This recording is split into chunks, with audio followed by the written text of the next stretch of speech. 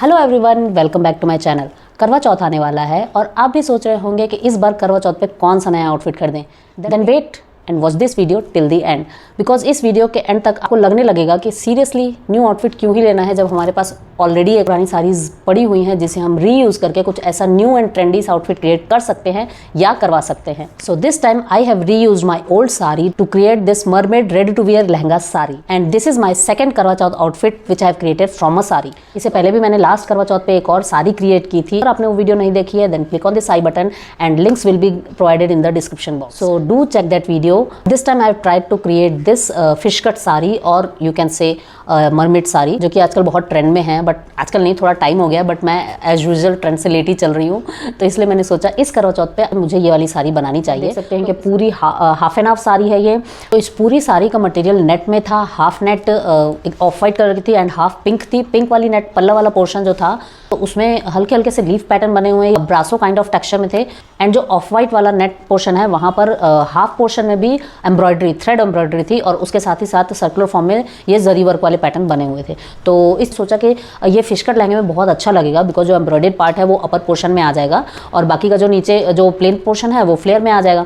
तो मैंने सोचा इस पूरी ही साड़ी को यूटिलाइज कर देते हैं just to create a single sari. और इसमें बहुत चौड़ा सा एक बॉर्डर था जो कि बिल्कुल भी अच्छा नहीं लग रहा था, तो मैंने सोचा उसे डिस्कार्ड ही कर देते हैं। मतलब डिस्कार्ड नहीं, मैंने उसे रखा हुआ, उसका भी कुछ ना कुछ धीरे धीरे होता रहेगा टाइम आने पे, बट अभी उसे मुझे इस साड़ी में यूज़ नहीं करना था। तो इसके लिए मुझे और कुछ फैब्रिक की भी नीड हुई, तो मैं फिर मार्केट गई। फिर मैंने इसके लिए लिया है सैटिन अंदर की लाइनिंग के लिए 2 मीटर्स, तो थोड़ा सा मुझे कम पड़ गया था। 2.5 मीटर अगर लेंगे तो फिर सही रहेगा। नीचे के फ्लेयर के लिए जब मैं इसे क्रिएट कर रही थी तो मैंने सोचा जो नीचे का जो प्लेन पोर्शन है वो फ्लेयर में आराम से आ जाएगा, बट बिकॉज मुझे गैदर करना था क्योंकि इस साड़ी का जो पैटर्न है वो अगर सर्कुलर में लेंगे तो सब गड़बड़ हो जाएगा, तो इसलिए मुझे इसको गैदर में लेना पड़ा। सर्कुलर में लेते तो इजीली एक साड़ी में बन जाता, बट जब आप प्लीट्स बनाते हैं, हल्के हल्के सी रफल्स क्रिएट करते हैं तो उसमें फैब्रिक थोड़ा ज़्यादा लगता है। तो इसके लिए मुझे फिर से अगेन मार्केट से फैब्रिक परचेस करना पड़ा। तो सिमिलर कलर का तो नहीं मिला, थोड़ा सा कलर चेंज था इसमें। तो मैंने 5 मीटर नेट फैब्रिक लिया है अंदर की लेयर के लिए, बिकॉज ऊपर की लेयर में जो साड़ी का फैब्रिक था नेट वाला वही मैंने लगा दिया अंदर की रफल्स के लिए, बिकॉज ये नेट है इसमें 2-3 लेयर लग रहे थे। अगर नॉर्मल कोई भी अगर दूसरे फैब्रिक से आप बनाते हैं जैसे जॉर्जेट वगैरह से बनाते हैं तो फिर आपको एक्स्ट्रा लेयर की जरूरत नहीं पड़ेगी, एक ही में रफल क्रिएट हो जाएगा और वो अच्छा भी लगेगा। बट बिकॉज ये नेट था तो अंदर सी थ्रू हो रहा था, तो इसलिए मुझे एक्स्ट्रा फैब्रिक लेना पड़ा।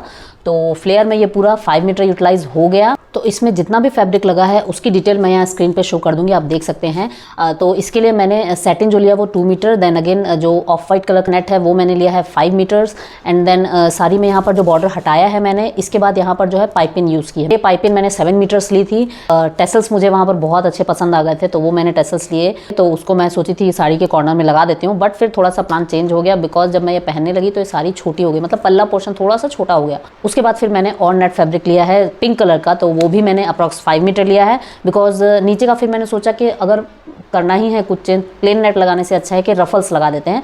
तो कई बार ऐसा होता है ना कि आप सोचते कुछ और हैं बट फिर हो कुछ और जाता है और फाइनल प्रोडक्ट बहुत ही अच्छा निकल गया और वो बहुत ही प्यारा लुक आ रहा था। I just loved this look. मैंने पूरी सारी अप्रॉक्स 740 अराउंड और 750 में क्रिएट कर ली है। इसके लिए मैंने जो ब्लाउज यूज़ किया है वो मेरा पुराना वाला ही ब्लाउज है। वो तरीके से ब्लाउज तो हो गया, साड़ी हो गई एंड देन जो फैब्रिक बचा था एम्ब्रॉयडर्ड वाला वो इतना प्रिटी फैब्रिक लग रहा था मुझे, तो मैंने उसको यूटिलाइज किया है ये पोटली बैग बनाने के लिए।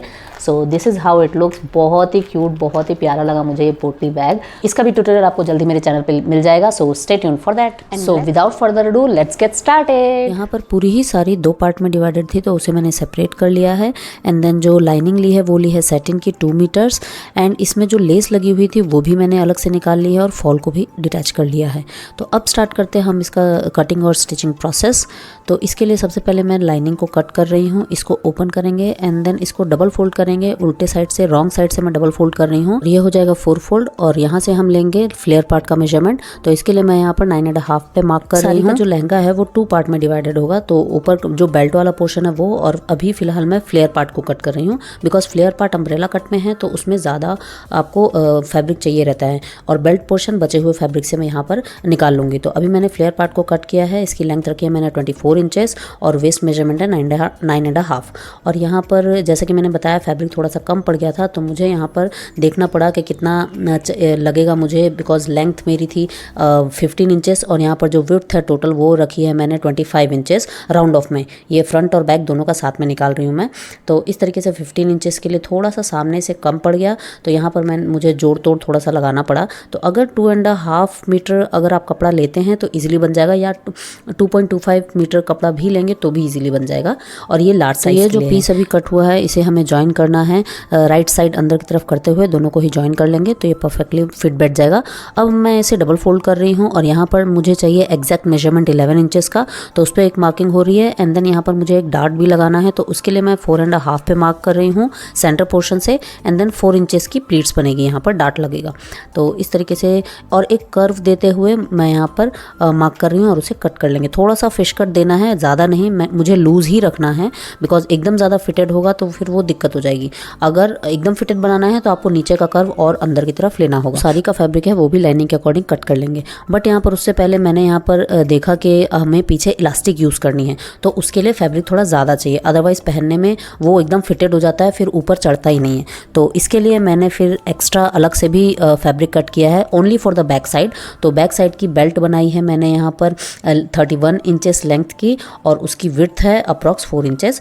और यहाँ पर बैक जो एक्स्ट्रा जो मैंने फैब्रिक लिया है वो लिया है 7.5 इंचेस का और लेंथ इसकी 15 इंचेस ही है।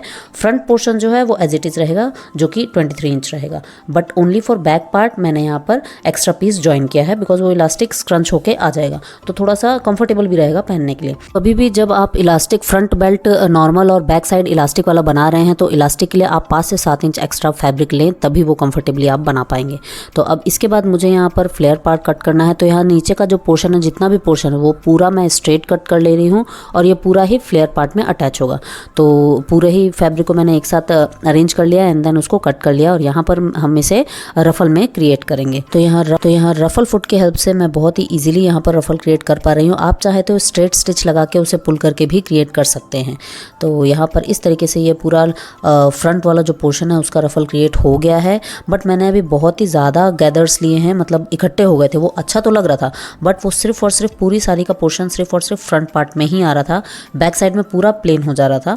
तो फिर मैंने सोचा ऐसे तो अच्छा नहीं लगने वाला, और ये सिर्फ और सिर्फ फ्लेयर पार्ट ले इतना ही लेयर आता, मतलब नेट का फैब्रिक है तो वो ऑलरेडी कम ही हो जाता है।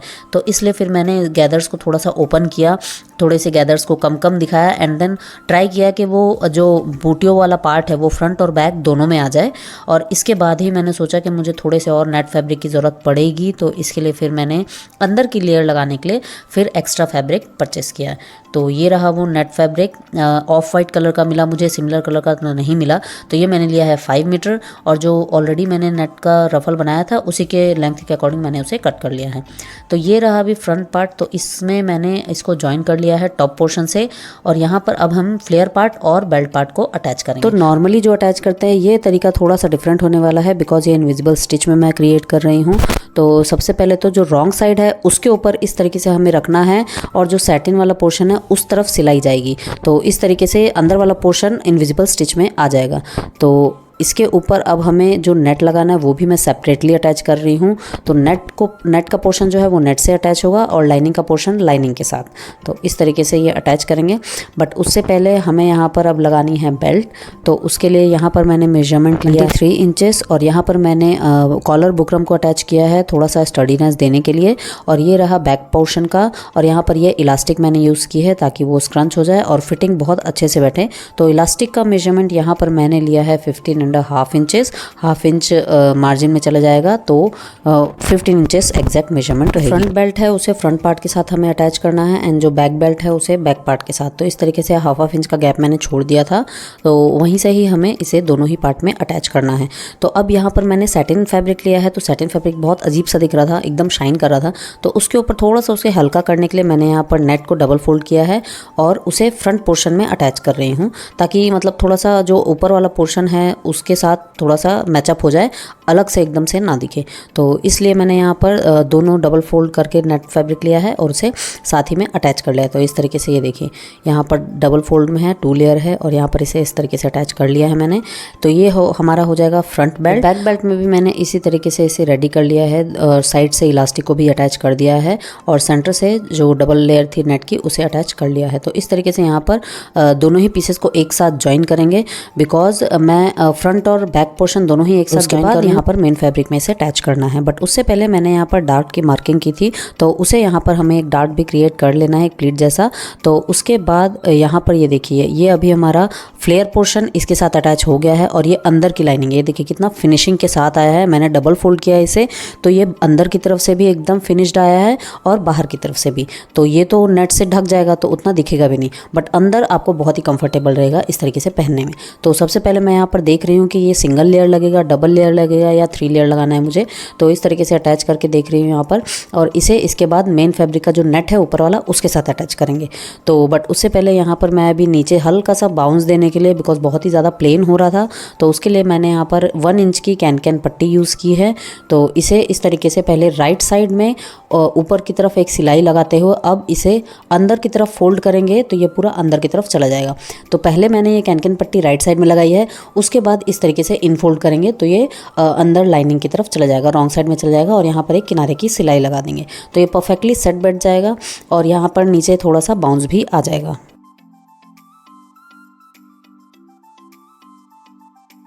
अब यहाँ पर हमारा फ्रंट पार्ट यहाँ पर आधा बन चुका है, लाइनिंग वाला पार्ट अटैच हो चुका है। नीचे मैंने कैन पट्टी भी लगा दी है, तो हल्का सा बाउंस भी आ रहा है। तो और ऊपर मैंने डार्ट्स लगा दिए हैं, प्लीट्स लगा दिए हैं उसमें, और अब यहाँ पर बेल्ट अटैच करेंगे। बट उससे पहले यहाँ पर मैं सिर्फ मेजर करके देख रही हूँ कि किस साइड पे आएगा।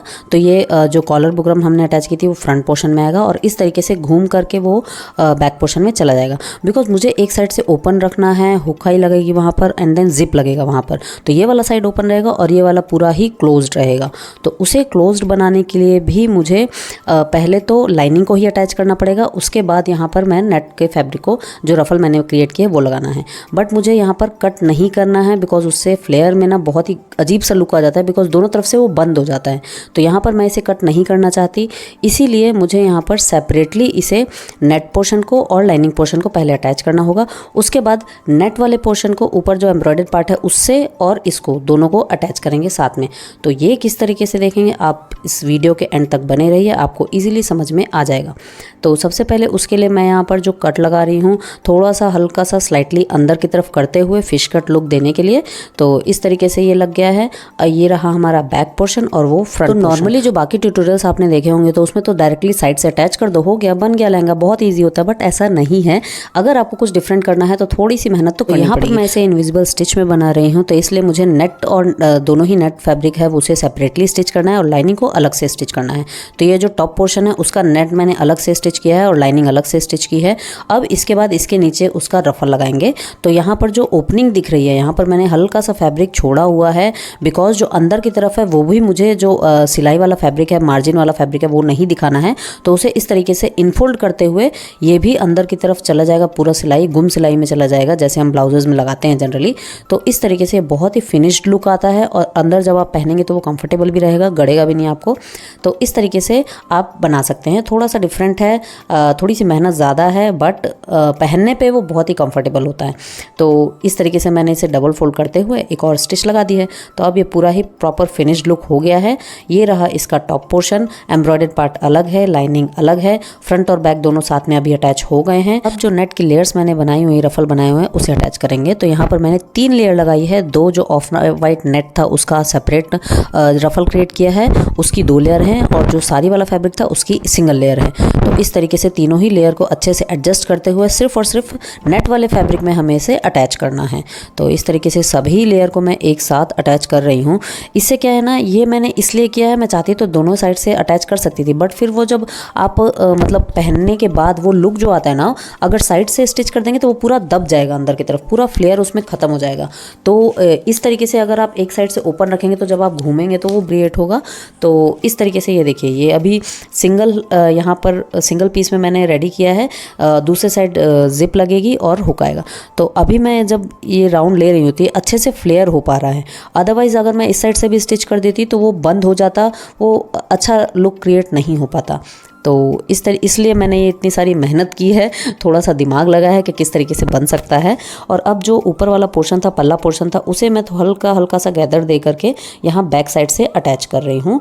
तो यहाँ पर ये जो फैब्रिक है इसमें ध्यान देने की बात है कि ये जो लीफ के मोटिव्स हैं ये ऊपर की तरफ होने चाहिए, अदरवाइज़ उल्टा सीधा इसमें फिर दिक्कत हो जाती है। तो इस तरीके से ये ऊपर रहेगा और यहाँ पर उसे अटैच करने से पहले मैं यहाँ पर जो मैंने पाइपिंग वाली लेस ली थी उसे अटैच कर रही हूँ, ताकि उसे थोड़ा सा फिनिश लुक आ जाए, बिकॉज ये बहुत ही ज़्यादा प्लेन लग रहा था साइड से। पहले इसे राइट साइड में रखते हुए 1/2 इंच जो फैब्रिक है उसे अंदर की तरफ दबाएंगे, यहाँ पर एक स्टिच लगाएंगे, उसके बाद इस तरीके से फोल्ड करते हुए एक और टॉप स्टिच लगा देंगे। तो पूरी पाइपिंग सिर्फ और सिर्फ पाइपिंग दिखाई देगी, वो अंदर वाली लेस है वो दिखाई नहीं देगी। तो इस तरीके से आप लगाएंगे तो बहुत ही फिनिश लुक आएगा।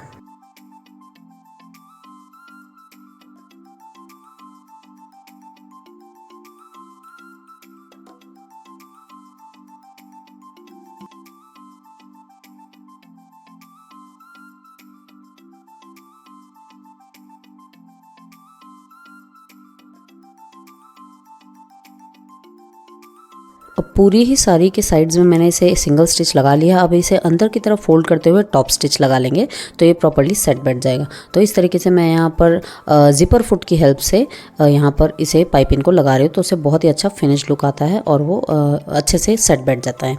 तो और यहाँ पर जब कॉर्नर्स को हमें अटैच करना है, कॉर्नर्स में पाइपिंग लगानी है, तो इस तरीके से जो फैब्रिक है उसे ट्रायंगल शेप में फोल्ड करते हुए इस तरीके से एकदम ध्यान से किनारे की सिलाई लगानी है। तो ये अच्छा सा कोना भी क्रिएट हो जाएगा, कॉर्नर शार्प हो जाएंगे उसके। तो जो फैब्रिक आता है उसे अंदर की तरफ एक ट्रायंगल शेप बनाना है, तो फिर वो बहुत ही अच्छे से सेट बैठ जाता है। इस तरीके से ये देखिए फैब्रिक है, इसे ट्रायंगल की तरफ बना देना है, अंदर की तरफ कोना, एंड देन उसके ऊपर एक स्टिच कर देना है। और अगर आपको लग रहा है कि इसके बाद एक और स्टिच की ज़रूरत है तो आप एक डबल सिलाई भी लगा सकते हैं, एक पैर की सिलाई जिसे बोलते हैं, हल्का सा 0.25 इंच का गैप देते हुए वहाँ पर एक और स्टिच लगा सकते हैं। जो ये पल्ले वाला पोर्शन है उसका मैंने रफल क्रिएट कर लिया है और यहाँ से हमें ज्वाइन करना है, तो एक सिलाई मैं वहाँ लगा दूँगी और उसके बाद वहाँ पर हमें जिप अटैच करनी है। तो यहाँ पर मैंने सिंगल स्टिच लगा लिया है, अब ये स्टिच हो गया है पूरा। अब यहाँ पर हमें जिप अटैच करनी है, तो जिप जो रहेगी वो पल्ला पोर्शन से आगे अटैच करनी है। तो इस तरीके से, तो यहाँ पर जो मैंने स्टिच लगाई है उसे अंदर की तरफ फोल्ड करते हुए हमें अंदर की तरफ से लगानी है। तो ये जो पल्ले वाला पोर्शन है उसको साइड करते हुए यहाँ पर रॉन्ग साइड को ऊपर रखते हुए मैं यहाँ पर पिन अप कर रही हूँ सबसे पहले। तो ये इस तरीके से अगर आप जिप अटैच करते हैं ना तो बहुत ईजिली लगता है और सही जगह पे लगता है। कई बार हो जाता है हम ओपन कर देते हैं उसके बाद स्टिच लगाते हैं, तो वो कहीं ना कहीं बहुत गड़बड़ हो जाता है। कई बार मेरे साथ हो चुका है, मेरे को 2-3 बार स्टिच खोलनी पड़ी थी। तो ये टेक्निक जब से मुझे पता चली मैं इसी तरीके से लगाती हूँ। तो इस तरीके से यहाँ पर सबसे पहले तो किनारे की सिलाई लगा देंगे एंड देन उसको फिर जिपर फुट की ही हेल्प से एकदम किनारे की जिप को ओपन करते हुए हल्का सा किनारे की सिलाई लगा देंगे। तो अभी जो स्टिच लगा हुआ था उसे मैंने ओपन कर लिया है। अब जिप को भी ओपन कर लेंगे और सिंगल सिंगल यहाँ पर हमें स्टिच लगानी है एकदम पास से, ताकि वो जो इनविजिबल जिप है वो इनविजिबल जिप बना रहे। इस तरीके से यहाँ पर पूरा स्टिच लगा देंगे। आपको इसकी डिटेल ट्यूटोरियल चाहिए तो आप इस आई बटन पर क्लिक करके वीडियो देख सकते हैं। इससे पहले भी मैंने एक रफल साड़ी क्रिएट की थी, उसमें बहुत ही अच्छे से मैंने एक्सप्लेन किया है कि किस तरीके से आप ये इनविजिबल जिप को साइड में अटैच कर सकते हैं। तो अब यहाँ पर मैं पूरा जो बाकी बचा हुआ स्टिचिंग प्रोसेस है उसे कंप्लीट कर लूँगी। और यहाँ जो एक्स्ट्रा जो दिख रहा था उसे मैंने कवर अप कर दिया है सैटिन फैब्रिक से। और अब इसके बाद यहाँ पर बेल्ट अटैच करनी है, तो उसके लिए जो मैंने पट्टी ज्वाइन की थी उसे इस तरीके से अटैच करेंगे। फ्रंट पार्ट में आएगा उसे फ्रंट पार्ट के साथ अटैच करेंगे। तो इस तरीके से यहाँ पर हाफ इंच का गैप देते हुए हमें अटैच करना है। और जो नेट फैब्रिक है वो फ्रंट की साइड आना चाहिए और जो सैटिन वाला है वो अंदर की तरफ चला जाएगा। तो उसके लिए सबसे पहले हमें यहाँ पर अंदर की तरफ से ही अटैच करना पड़ेगा ताकि बाहर की तरफ फिनिशिंग आए। बेल्ट वाला पोर्शन है उसे राइट साइड अंदर की तरफ करते हुए हम 1/2 इंच पे यहाँ पर स्टिच कर लेंगे। तो पूरा प्रॉपर तरीके से मैंने पिनअप कर लिया है और इसे 1/2 इंच में अटैच कर ले रहे हैं। तो ये बैक पोर्शन फ्रंट पोर्शन दोनों साथ में ही अटैच होगा। एंड देन जो आगे की तरफ आएगा, जो जहाँ पर हुक लगेगी, वो थोड़ा सा मैंने एक्स्ट्रा पार्ट निकाल दिया है ताकि इनफोल्ड हो और वो एक्स्ट्रा में कवर अप हो जाए। तो इस तरीके से अब ये एक साइड से अटैच हो गया है, ये अंदर की तरफ है। और अब इसे ऊपर की तरफ से इनफोल्ड करते हुए 1/2 इंच अंदर की तरफ दबाते हुए अब यहाँ पर टॉप स्टिच लगा लेंगे। तो ये बहुत ही फिनिश लुक आएगा। और ये जो इलास्टिक वाला पोर्शन है यहाँ पर मैं इसे पूरा ही कवर अप कर रही हूँ।